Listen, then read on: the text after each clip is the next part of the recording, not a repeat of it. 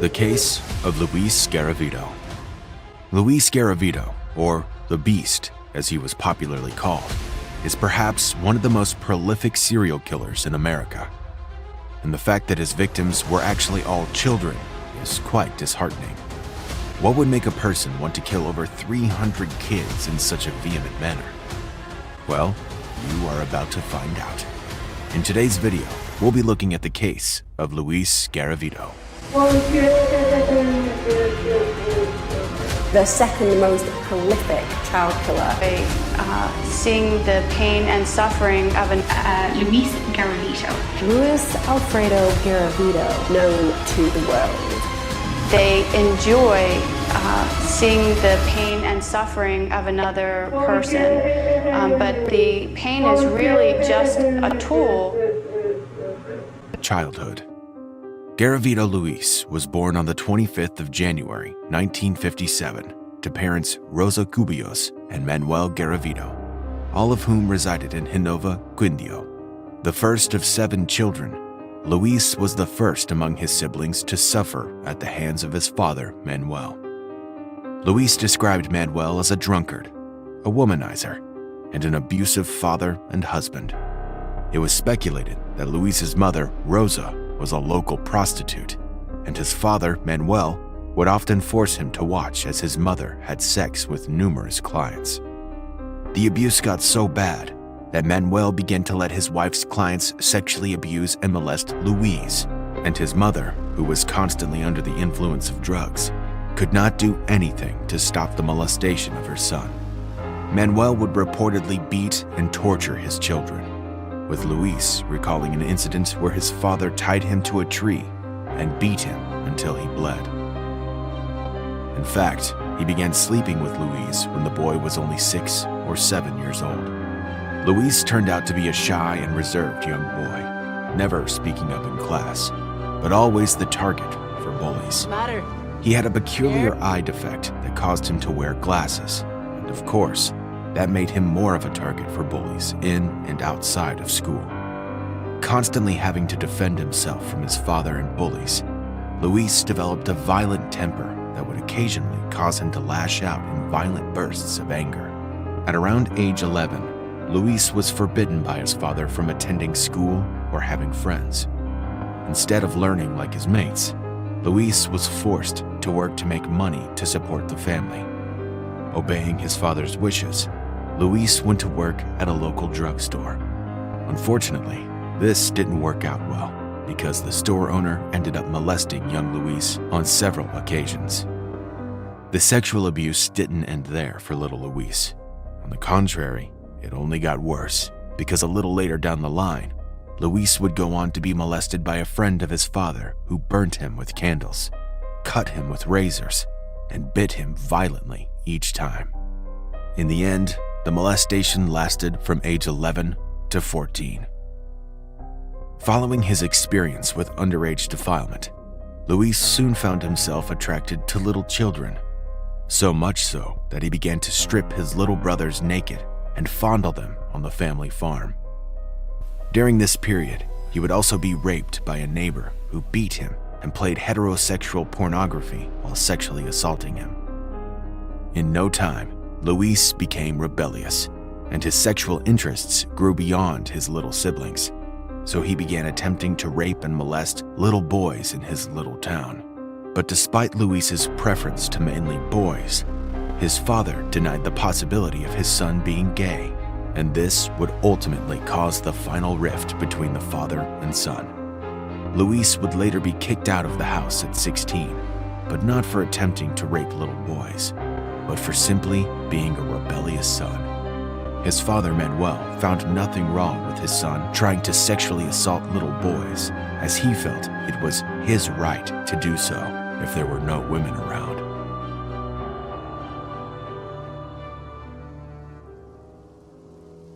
Adulthood.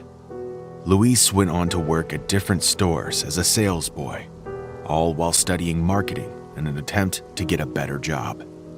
Thanks to his effort, Luis would later land a job at a company in his late teens. But even that didn't last. Due to his violent temper and frequent outbursts of anger, he would get into verbal fights with his colleagues and even clients. Sometimes things even got physical. As expected, this behavior eventually cost Luis his job at the company, but he later found work as a street vendor. During this time, he had numerous faux relationships with different women. Luis's mental health was also in question at this stage of his life. He experienced symptoms of depression, psychosis, and paranoia, which were no doubt results of the lengthy abuses he faced during his childhood. Luis's mental illness, coupled with his perverse sexual attraction to little children, led to a string of molestations that would soon ensue. Between the mid-70s and much of the 80s, Luis would sexually molest numerous children, with a large number of them being little boys. His pedophilic activities bred guilt, which worsened his depression when he attempted suicide. Following his suicide attempt, Luis spent several years in and out of mental institutions in Colombia. But, as you will soon see, this did nothing to curb his sexual and mental proclivities. Murders. Beginning in his early 20s, Luis would not only molest little children, but he would graduate to torturing them using the same heinous methods his abusers had used on him. He would normally write down the child's name in a ledger he kept and proceeded to pray for them before beginning to torture and rape them. Regardless of his reverence for the Bible and Christianity, Luis began to study Satanism and tarot reading. During the course of his study, he frequently visited psychics and cult practitioners. He also became intrigued by Adolf Hitler and began reading his biography. Intrigue became idolization with Luis, stating that he liked the ideas of concentration camps and mass graves. By the early 90s, Luis was a prolific pedophile and child molester who no longer had empathy for his victims.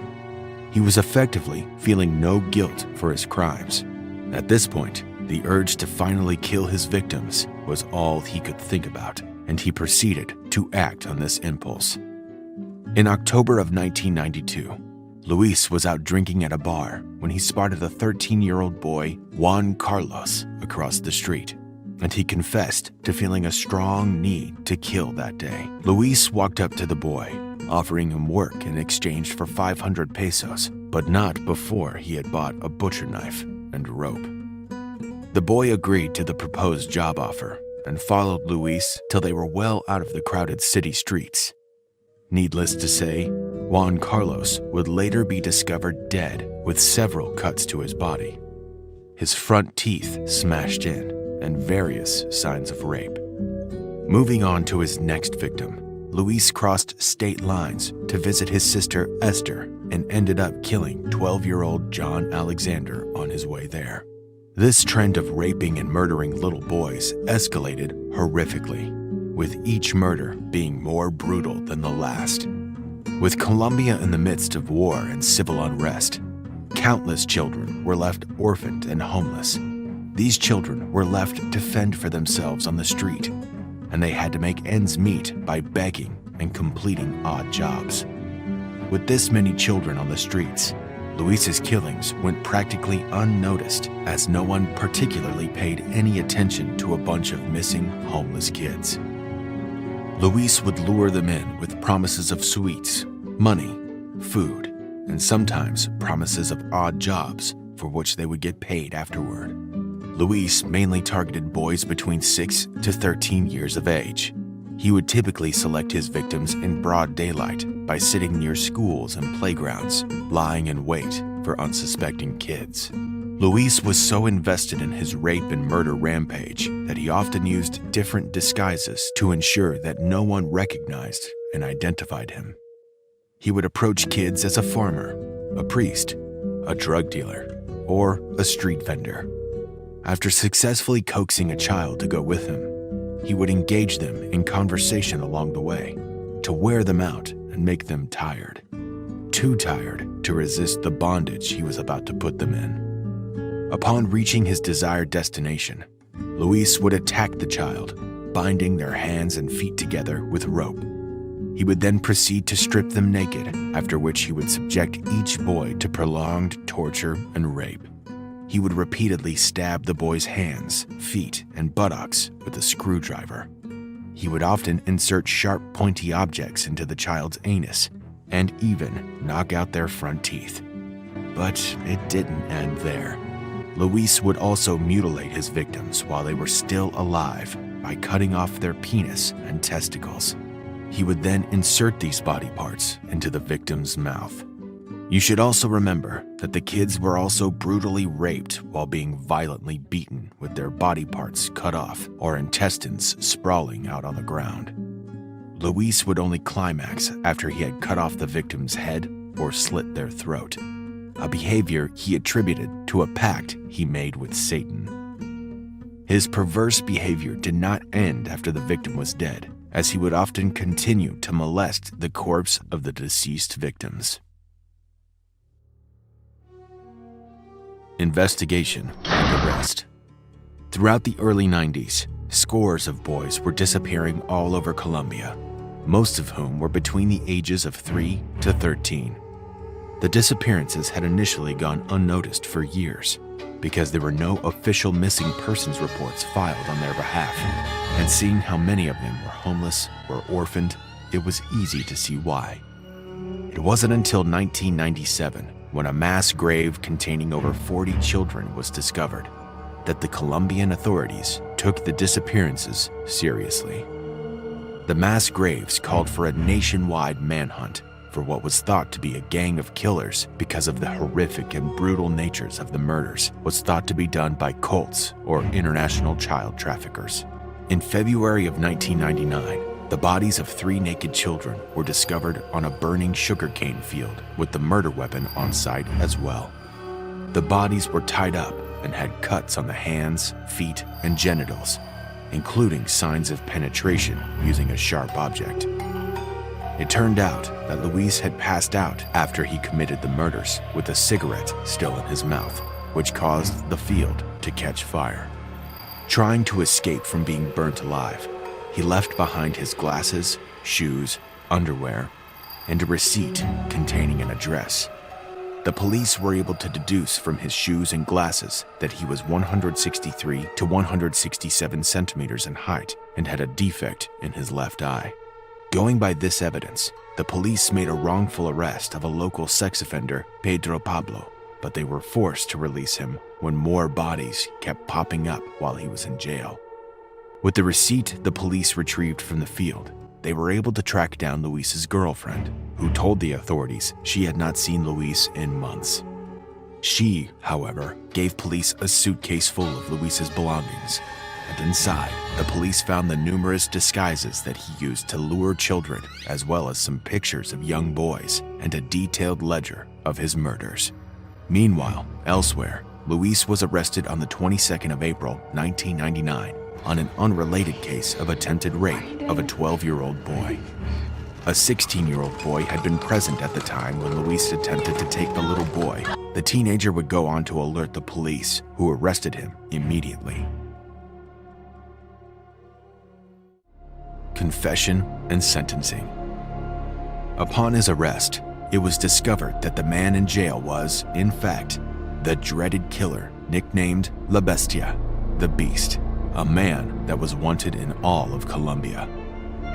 Luis initially denied any involvement in the mass killings, even going as far as denying the attempted rape, which he was arrested for. In the end, after he was found guilty, Luis was sentenced to 1,853 years in a maximum security prison, the highest prison sentence in Colombian history.